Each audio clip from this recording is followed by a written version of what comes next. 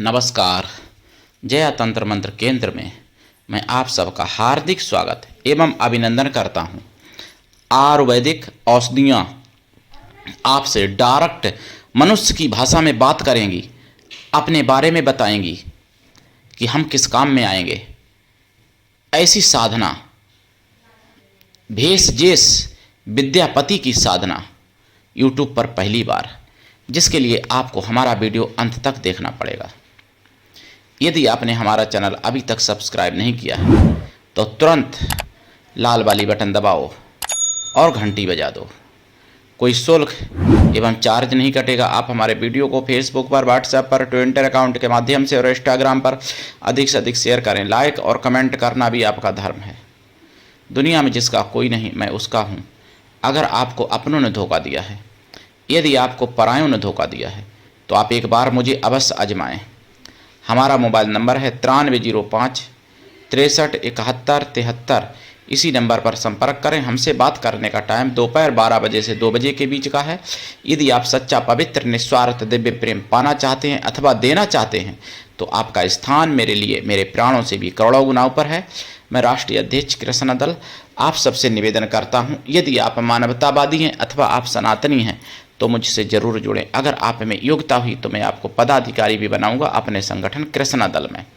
ये कृष्णा दल हमारा आपका सबका एक परिवार है। आप किस देश विदेश में, विश्व के किसी भी कोने में रहते हैं, किसी भी जाति धर्म से हैं, कोई दिक्कत नहीं। आप हमारे दिए हुए ज्ञान से भरपूर लाभ उठा सकते हैं। भेष जेष विद्यापति। देखिए, आपने सुना होगा कि पहले औषधियाँ बात करती थी। धन्वंतरी महाराज थे, उनसे सारी औषधियाँ बात करती थी और उनको बताया करती थी कि हम इस काम में आएंगे। और इसीलिए धन्वंतरी महाराज मरे हुए व्यक्ति को भी जीवित करने की क्षमता रखते थे। और हनुमान जी जब वहाँ गए थे संजीवनी लेने, तो हनुमान जी से भी औषधियों ने बात की थी, हनुमान जी को भी बताया था। लेकिन हनुमान जी ने उससे पहले राक्षस का वध किया था, कालनेमी का, तो इसलिए हनुमान जी ने सोचा कि शायद ये माया भी ना कहीं हो, तो इसलिए पूरा पहाड़ी लेके चले आए थे। तो औषधियाँ बात करती हैं। देखिए, साधना जो आप करेंगे तो पहले तो सपने में औषधियाँ बात करेंगी आपसे, फिर हकीकत में भी बात करने लगेंगी जब लंबे समय तक ये साधना चलती रहेगी आपकी। तो इसके लिए आपको अंत तक वीडियो मेरा देखना चाहिए। लेकिन मैं एक बात यहाँ पे बता दूँ, एक हिंदू शेरनी को मार डाला जिहादी ने। शेरनी कैसे, वो और कौन है? वो कर्नाटक हुगली शहर की नेहा नाम की 23 वर्षीय बहन। शेरनी इसलिए है कि वो प्यार में नहीं फंसी, उससे प्यार के लिए कहा उसने दोस्ती करने के लिए, और उसने मना कर दिया। जब मना कर दिया नेहा बहन ने, तो फिर नेहा को बेचारी को जिहादी ने वो फैजान या फैयाज क्या है, वो सुअर के बच्चे ने मार डाला शेरनी को। यानी सुअर ने शेरनी को मार डाला, जंगली सुअर ने शेरनी को मार डाला। समझिएगा बात को। जबकि वो नेहा कांग्रेस की पार्षद की बेटी थी। कांग्रेसियों ने कोई आवाज़ नहीं उठाई, और यहाँ तक कि शर्म की बात है, नेहा के पिता ने भी उसको जिहादी और उसका नाम बताने पहले स्वीकार नहीं किया, यानी जबकि सभी जान गए थे कि क्या नाम है, लेकिन उन्होंने नाम नहीं बताया था। यानी उनकी आत्मा ही जैसे कि नेहा के साथ, नेहा से पहले मर चुकी हो। बाद में हालात को स्वीकार किया, बाद में थोड़ा जागृति आई, लेकिन आई तो क्या जागृति आई, बेटी मर गई, बेटी से भी ज़्यादा राजनीति बढ़ी है, जो कि वोट ना कहीं टूट जाए, कहीं वोटर ना गुस्सा हो जाए, इसलिए नाम नहीं बताना चाह रहे थे वो उनके। और हालांकि वहाँ की सरकार ने तो साफ खारिज कर ही दिया है लफ्ज़ियात से। तो देखिए, मैं एक बात बता दूं आपको, आप अगर हिंदू हो तो आप उनसे प्यार करोगी तब भी मरना है, और नहीं करोगी तब भी मरना है। करोगी तो कैसे मरना है? जैसे श्रद्धा मरी थी, 35 टुकड़े हुए थे, उसने तो किया था ना प्रेम, तो भी मरी थी। और नेहा ने बेचारी ने मना कर दिया तो मरी। यानी आप जिहादियों के संपर्क में अगर हो, आप उनके प्रेम को मना करो तो भी मरना है, और ना मना करो, यानी अगर उनसे प्रेम करो तो भी मरना है तो फिर बहुत आराम से मरोगे। फ्रिज में टुकड़े होके रखे जाएंगे, कोई ज़रूरी नहीं कि पकड़ी जाए, वो तो श्रद्धा का पकड़ गया।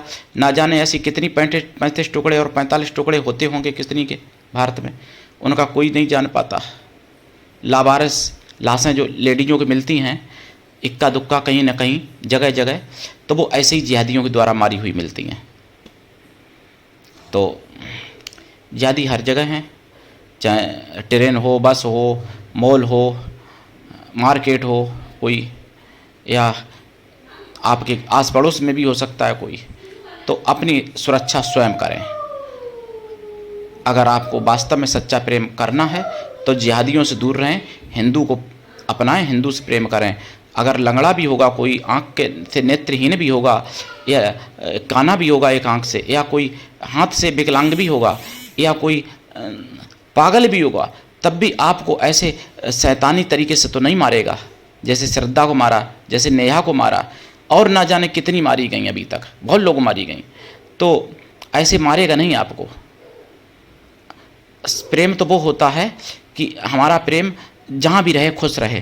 तो हमारे अगर हिंदू कोई होगा तो अगर वो सच्चा प्रेम करेगा, अगर आपने उसको इग्नोर भी कर दिया तो फिर वो यही सोचेगा कि जहाँ भी रहे खुश रहे भाई हमारा प्रेम। लेकिन उनका प्रेम तो होता ही नहीं है, उनको तो बस हिंदुओं को निपटाना है कैसे न कैसे करके। तो इसलिए उनका तो बस कि या तो हमसे संबंध बने शारीरिक और हमसे दोस्ती हो, और हम हिंदू लड़की से 12 पैदा करें बच्चे, और उसके बाद में उसको छोड़ दें तो 12 बच्चे जिहाद के काम में लें। और अगर ऐसा नहीं है, अगर ऐसा नहीं होती है तो फिर हम इसको दुनिया में नहीं रखेंगे, मतलब किसी हिंदू की नहीं होने देंगे उसको जो पसंद आ गई लड़की। तो ये सब चीज़ें हैं, बहुत जिहादें चल रही हैं। लव जिहाद, मंत्र जिहाद भी चल रही है, और थूक जिहाद, पोटी जिहाद, लैंड जिहाद, और भी बहुत सी जिहादें हैं। इतनी जिहादें हैं कि जिनके नाम भी नहीं हम बता सकते आपको। तो बहुत ही सतर्कता रखनी है, बहुत ही सावधान रहना है अगर आपको अपने को बचाना है। और देखिए कांग्रेसी लोग जिहाद को नहीं स्वीकार करते, लव जिहाद को, तो उनकी भी तो बेटी गई, पार्षद की गई, किसी दिन विधायक की भी जा सकती है, किसी दिन किसी कांग्रेसी सांसद की भी जा सकती है। तो देखिए स्वीकार ना कर लेना समस्या का हल नहीं है। अगर आप स्वीकार नहीं करते हो, मान लो मैं कमरे में बैठा हूँ और मैं कहूँ कि नहीं सूर्य निकला ही नहीं है और दिन हो, तो मेरे ना स्वीकार करने ले तो दिन रात तो नहीं हो जाएगा, दिन ही रहेगा। मैं स्वीकार ना करूँ तब भी, या पूरी दुनिया कहने लगे कि सूर्य नहीं निकला और दिन हो, तो सूर्य तो रहेंगे ना। इसी तरीके से उनके यहाँ जन्म से बचपन से ही कूट कूट के हिंदू के प्रति जहर भरा जाता है, हिंदू लड़कियों के प्रति। क्योंकि वहाँ तो सुदर्शन पे मुझे जानकारी मिली है 20 अप्रैल को, वहाँ एक वीडियो में दिखाया जा रहा था जनमत में 9 से 9:30 के बीच में, वहाँ 50,000 रुपये हिंदू लड़की भगाने के मिलते हैं मस्जिद से, और हिंदू लड़की से शादी करने के 5 लाख रुपए मिलते हैं, और कहा जाता है बच्चे पैदा करके छोड़ दो। छोड़ का देते, वो तो मार देते हैं, सीधी बात है, या बेच देते हैं, दुबई चली जाती हैं और सीरिया एरिया में चली जाती हैं। तो वहाँ पे नरक जीवन हो जाता है। एक पूरा दिन रात मशीन केवल भाई संभोग की मशीन बन के रह जाती हैं और कुछ नहीं, क्योंकि एक के साथ वहाँ 50 करते हैं शारीरिक संबंध। तो इसलिए अगर जिंदा रहोगी तब भी नरक रहेगा जीवन, और मर जाओगी तो फिर नरक है ही। तो इसलिए भैया अगर बचना चाहो तो जिहादियों को दूर से ही त्याग दो, उनके नाम से ही दूर हो जाओ। लोग कहते ना, पहले श्रद्धा भी कहती थी कि हमारा वाला ऐसा नहीं है। नेहा भी तो खैर दोस्ती नहीं नेहा ने की, अगर नेहा दोस्ती कर लेती तो वो भी शायद यही कहती कि हमारा वाला ऐसा नहीं है। लेकिन नेहा तो शेरनी थी बेचारी, उसने तो मना कर दिया, और शेरनी का उसको सज़ा ये मिली कि उसको जीवन, और दुर्भाग्य इतना कि उसके पिता ने भी मतलब बेटी से बढ़ के राजनीति समझी। ये हमारे हिंदू में दुर्भाग्य है, बहुत हिंदू सोए पड़े हैं। उनकी बहन बेटियों को चाहे भगा के ले जाओ, चाहे उनकी बहन बेटियों के साथ कुछ भी करो, चाहे मार डालो, लेकिन राजनीति ना छूट जाए, वोट ना कम हो जाए, एक मुस्लिम समाज गुस्सा ना हो जाए। ये हिंदुओं में बहुत बड़ा एक नशा है। कि मुस्लिम संतुष्ट रहे, खुश रहे हमसे, चाहे मुझे कितनी भी बड़ी कुर्बानी देनी पड़े, कितनी भी बड़ी मुझे मतलब उसकी कीमत चुकानी पड़े। तो भैया चुकाते रहो, या तो फिर इसका विरोध करो, एक ही विकल्प है, और या फिर आप जो है अपनी बारी आने का इंतज़ार करो। आपकी बारी आएगी तब फिर भोग लेना, तब विरोध करना। कुछ लोग नहीं भी करेंगे तब भी विरोध। तो अब मैं आपको साधना बता दूं, भेष जेस की साधना। देखिए इनकी साधना पूर्णिमा से की जाती है, ये विद्याधर हैं भेष जेस, ध्यान रखना। और रुद्राक्ष की माला से या स्फटिक की माला से या लाल चंदन की माला से जाप किया जाएगा, लाल आसन पर बैठ के, या पीला आसन या सफ़ेद आसन हो। शिवालय में साधना करें आप या घर पर करें। साधना काल में ब्रह्मचर्य व्रत, एक टाइम भोजन, भूमि शयन परम आवश्यक है। और साधना काल में भी शाकाहारी रहें, साधना के बाद भी लाइफ टाइम शाकाहारी रहें। अगर पहले से मांसाहारी हैं तो पहले साधना से पहले शाकाहारी हो जाइए लाइफ टाइम के लिए। लेकिन ये साधना ऐसी है कि आपसे औषधियाँ बातें करेंगी। जंगल में जाओगे, औषधियाँ खुद बताएंगी कि हम इस काम में आएंगे, हम इस काम में आएंगे, हम इस काम में आएंगे आपके लिए। पहले सपने में औषधियाँ बातें करेंगी आपसे, फिर हकीकत में बातें करने लगेंगी। साधना है। जाप कम से कम 1.25 लाख तो है ही। वैसे ये साधना अगर 1 साल तक की जाए तो ऐसा संभव हो सकता है, औषधियाँ बात करें। लंबी साधना है भाई। यहाँ तो लोगों से यूट्यूब पर लोग 1 दिन में अप्सरा सिद्ध करा देते हैं, 1 घंटे में। वो कभी बात नहीं करती ज़िंदगी में, उनके तो मुंह होता है, और औषधियों को तो मुंह नहीं होता है, और औषधियाँ बात करेंगी तो कौन सी बड़ी बात है 1 साल साधना की। और ज़रूरी नहीं 1 साल है, क्या पता आपका भाग अच्छा हुआ 2 ही महीने में, 3 महीने में बातें करने लगे। लेकिन जाप जितना करेंगे उसका दशांश हवन, हवन का दशांश तर्पण, तर्पण का दशांश मार्जन, मार्जन का दशांश पवित्र ब्राह्मणों को भोजन करा दें। साधना काल में देसी गाय के घी का दीपक जलेगा, घी और गूगल से इनकी पूजा होगी, गूगल की धूप दी जाएगी इनको, और फूल वगैरह चढ़ाए जाएंगे।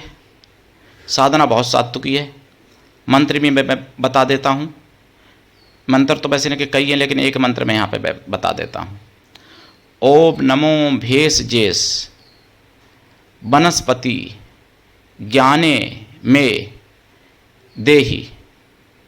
ओम नमो वनस्पति ज्ञाने देहि में दापय स्वाहा।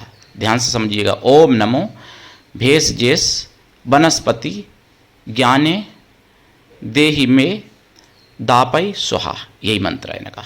ठीक है, तो उठाइए लाभ, लेकिन दीक्षा लेके साधना करिए। बिना दीक्षा के किसी भी प्रकार की कभी कोई साधना सफल नहीं होती। दीक्षा जो लेंगे उनको मैं और भी इसका विधान बताऊंगा, कुछ विधान और भी इसमें बकाया पड़ा है अभी, जो पूरा यहाँ पे नहीं बताया गया। तो आज के लिए इतना ही। धन्यवाद। जय श्री राम, जय सनातन, जय हिंदू राष्ट्र, वंदे मातरम।